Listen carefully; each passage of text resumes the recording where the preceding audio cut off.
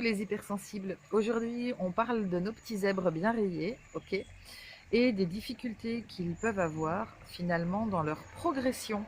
Et oui, le zèbre, il arrive avec tellement de capacité, tellement de facilité finalement dans la vie, qu'il en oublie d'apprendre à apprendre. Parce qu'apprendre, ça s'apprend. Ça s'apprend en général dans les petites classes à l'école ou même à la maison avec papa, maman. Le souci, c'est que notre zèbre, il a une telle logique, il a de telles capacités qu'il va réussir à tout faire, à tout décortiquer sans jamais se donner finalement énormément d'efforts. Ok, on ne peut pas dire que l'effort, ce soit quelque chose qui soit inné chez lui euh, comme trait de caractère. Cependant, plus il va s'élever en âge et dans les études, et plus il va avoir besoin finalement d'apprendre lui aussi. Ok, sauf que s'il n'a pas appris à apprendre, ça peut le mettre dans une sérieuse position d'échec. Et la position d'échec, eh ben, c'est cool pour personne. Même le zèbre, raison de plus le zèbre.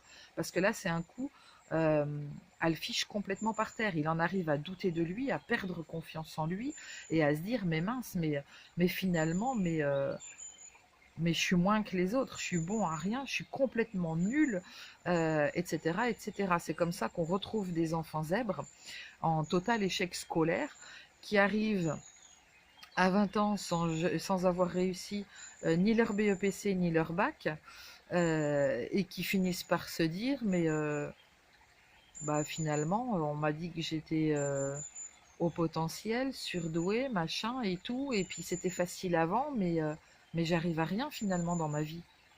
Là où les autres, finalement, ceux qui collent dans le cadre de l'éducation nationale et dans la moyenne, arrivent à avoir des super diplômes et d'excellents résultats. Mais comme l'école n'est pas faite pour les petits zèbres, ben en fait, le zèbre, lui, il est en échec total et il rate tout. Il rate tout, il passe à côté de lui-même.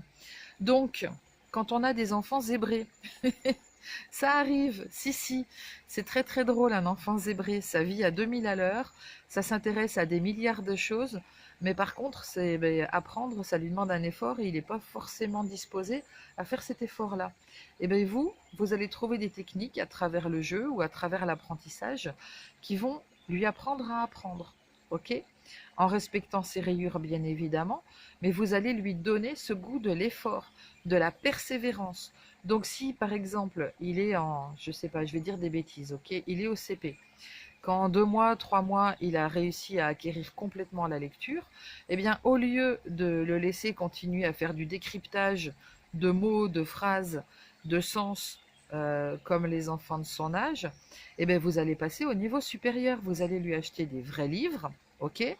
Vous allez les lire avec lui, parce que lire à deux voix en général, bah, c'est vachement sympa. C'est un temps que vous partagez avec lui, qui va finalement lui montrer qu'on peut apprendre et être dans la communication et être dans le plaisir et être dans quelque chose voilà, qui donne du sens et qui fait du bien et qui apporte quelque chose. Vous allez lui donner des puzzles euh, qu'on peut faire à un âge bien supérieur. Vous allez lui acheter des manuels scolaires qui correspondent aux classes supérieures aussi, et finalement vous allez travailler là-dessus avec lui, ok. Et puis quand il arrive à un certain niveau, ben, vous n'hésitez pas bien évidemment à faire appel à Internet et à utiliser tout ce qui est cours en ligne. Il y a des choses que vous allez pouvoir continuer à faire avec lui, d'autres que vous pourrez pas. C'est pas grave, c'est pas important, on s'en fiche, ok. Tout ce qu'il faut, c'est nourrir sans cesse son esprit de manière à ce que sa curiosité reste en éveil. C'est la curiosité du zèbre qui va lui donner toujours envie d'apprendre plus. Et quand le zèbre a envie d'apprendre, il fait l'effort. Il reste dans la persévérance, dans cet esprit de travail.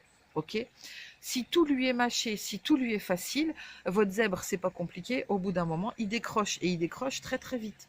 Et comme il n'a jamais appris à apprendre, qu'il n'a jamais eu ce goût-là finalement, ni cette appétence pour l'apprentissage, c'est quelqu'un qui va plus ou moins foirer sa vie. Et là, pour le coup, c'est vraiment dommage. Ok. Quand on a des belles zébrures, des belles rayures, mais mon Dieu, mais on en prend soin, on les valorise et on en fait quelque chose pour j'allais dire pour l'humanité, ok. Parce que le zèbre qui travaille, qui est persévérant, qui continue d'avancer comme ça, dans la découverte, dans, En allant toujours plus loin, bah, c'est finalement un zèbre qui va être un découvreur pour les autres. C'est lui qui va apporter des choses aux autres. Ok? Mais pour pouvoir les apporter aux autres, eh ben déjà, il faut qu'il ait envie de se mettre au boulot. Et ça s'apprend. Et ça s'apprend dès le plus jeune âge. Donc, parents de petits zèbres, s'il vous plaît, donnez-leur à manger. Ok? Au niveau de leur mental, de leur cerveau. Donnez-leur à manger à vos zèbres. Fournissez-leur les outils dont ils ont besoin. Faites-le avec eux. Montrez-leur qu'on peut être zèbre et avoir cette importance-là pour la famille, pour les enseignants. Que ça a une valeur, que c'est reconnu, que c'est chouette. Ok? Allez, je vous fais plein de bisous. N'hésitez pas à me poser vos questions, parce qu'il y a du vécu, vous l'avez bien compris, ou à laisser vos commentaires. Abonnez-vous à la chaîne YouTube si vous en avez envie. C'est encore le meilleur moyen de manquer aucune vidéo qui pourrait vous intéresser. Et puis, n'hésitez pas à me retrouver via mon site internet véronique-vauclair.fr. Allez, je vous fais plein de bisous.